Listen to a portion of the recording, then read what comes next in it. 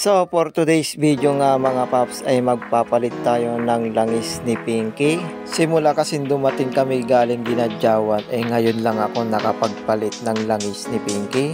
Tapos araw-araw ko pang ginagamit si Pinky sa aking trabaho, kaya deserve niya naman na magpalit ng langis. Kasi nga kailangan din nating i-maintenance ang ating mga motor. Hindi naman yung puro sakay ka lang. Sinabay ko na nga din dyan yung pagpapalit ko ng gear oil ni Pinky.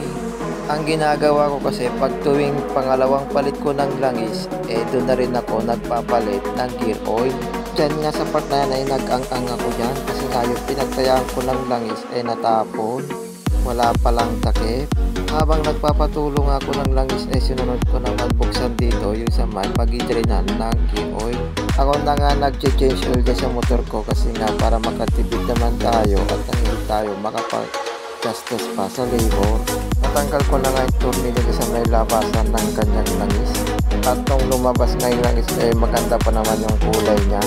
Nagpapasalamat nga ako kay Pinky dahil nga nung umuwi kami Ginadyawan hindi kami nagka-aberya at nakauwi kami ng ligtas.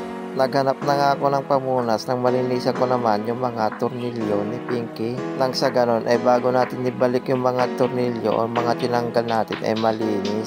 Pinapatulo ko na nga din dyan yung mga natirang langis nga sa may gear oil niya mga paps. Papalitan ko nga din ng mga paps dito sa may gilid ni Pinky, sa may drain plug niya. Ayan nga yung in-order ko sa Shopee na transparent na ewan ko kung pangalan dyan mga paps. 30mm nga pala mga paps yung size niyan na in-order ko. Hinugasan ko nga din ng gasolina yung mga tornilyo mga paps nang sa ganun matanggal naman yung mga langis. Pinapasikipan ko na nga din mga paps yung in-order ko sa Shopee na tornilyo. Habang pinahigpitan ko nga ayan na nga pinatikim naman sa akin ni Commander yung niluluto niyang adobo at ako daw maghahatol kung tama lang yung timpla niya. Mga paps, nailagay na natin itong transparent na dito. Ano kung tawag dito pa naman mga paps? Basta ito, napalitan na natin ito. Bago, transparent. Yung stock mo mga paps. Pinalitan mo siya para ayun natin kung ganda siya. Para makikita yung kulay ng langis niya. Makita.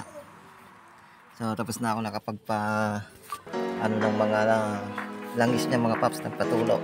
At ayun na nga natapon pa nga. At linisan na lang natin itong mga butas at lagyan na natin ng langis. Ayun. Paps, ito ang gamit natin, langis RS8 saka pang gear oil niya ay Yamaha yan. RS8 at Yamaha. Baka naman. So, maganda kasi itong RS8 para sa akin maganda. Ang una kong siyang ginamit goods naman mga paps. Kaya RS8 na yung lagi kong gamit ko na detention nila. 1 liter ang binibili ko kasi nga yung natin sa Pinky nagbabawas siya ng langis. Kaya yung mga sobra pinagdadagdag ko. Mga paps, kumuha na nga din ako ng down ng mangga para gawin ako kung puno DIY Ayun na nga mga paps, nang nasalinan ko na nga ng langis si Pinky. Tinagilid ko nga itong motor. Sa ganon makita ko yung langis.